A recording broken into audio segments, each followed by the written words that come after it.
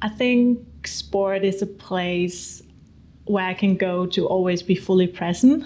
I think no matter if I'm surfing, horse riding, running, or doing any type of other sport, it's always a place that you requires your full presence and your mind cannot go in all different directions. So if you have Tell me softly, gently while you hold me that there is no I think sports just always been like a huge part of my life. Like growing up, it was a big part of who I am, my family. We always did a lot of sports together.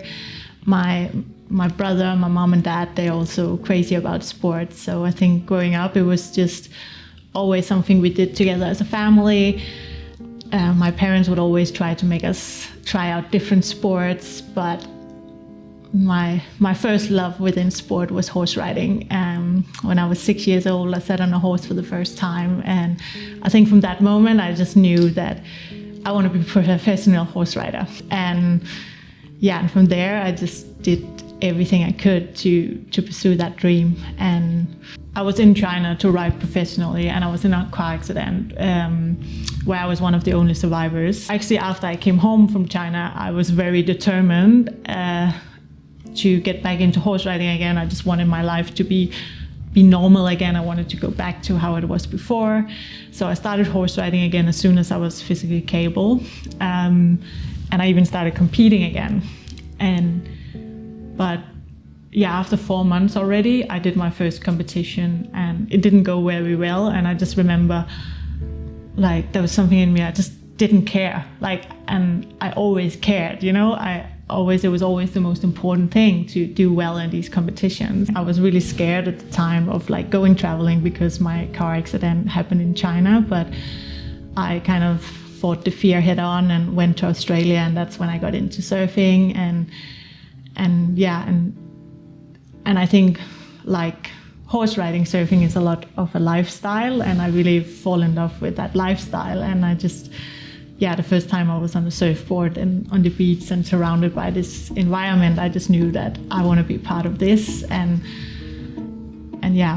from that day, I just bought my own board, and I walked down to Bondi Beach every day with my soft top under my arm, and I practiced in the water for like 6 hours a day. And then I just like slowly started getting better and better. And then, after 2 years in Australia, I moved to Portugal.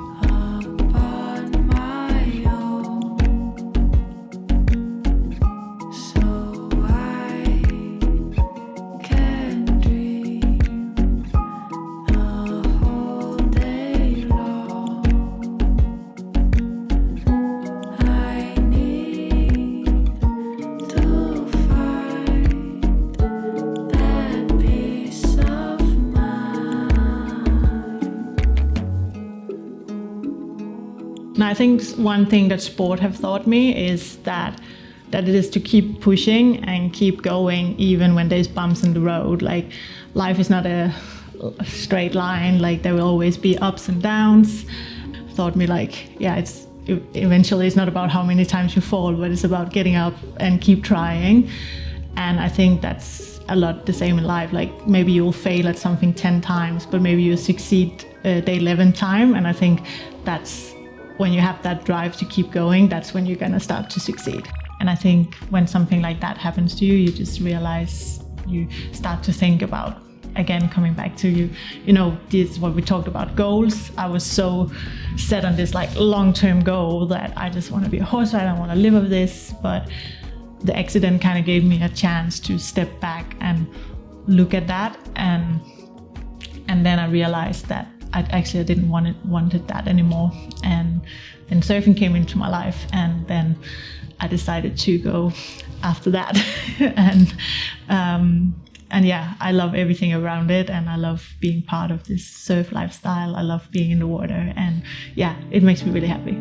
Could be true for only just the weekend, or for even just a lifetime of sun, I suppose.